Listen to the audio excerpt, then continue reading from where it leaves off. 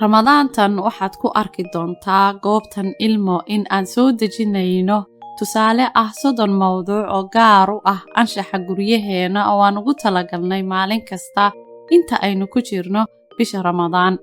Mawduucyadan ayaa ah kuwa ku saabsan anshaxa akhlaaqda ama qiyamka aynu leenahay. Waxaana ugu talagalnay in ay caruurta yaryar ka qayb qaataan soo gudbintiisa iyo soo jeedintiisaba.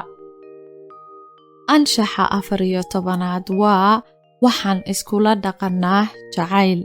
Bar ilmahaaga naxariista iyo jacaylka.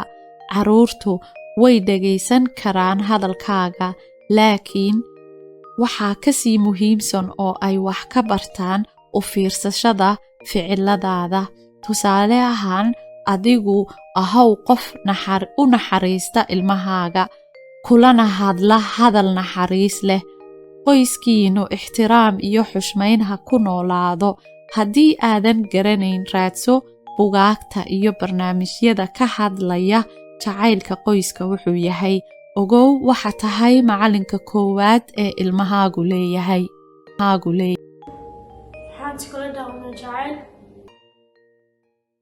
Iftiimi mustaqbalka ilmahaaga. Waxaad ku iftiimisaa baridda anshaxa wanaagsan ee diinteena iyo dhaqankeenaba, si aad uga dhisto caqliga oo aad u koriso dadnimadiisa iyo damiirkiisaba.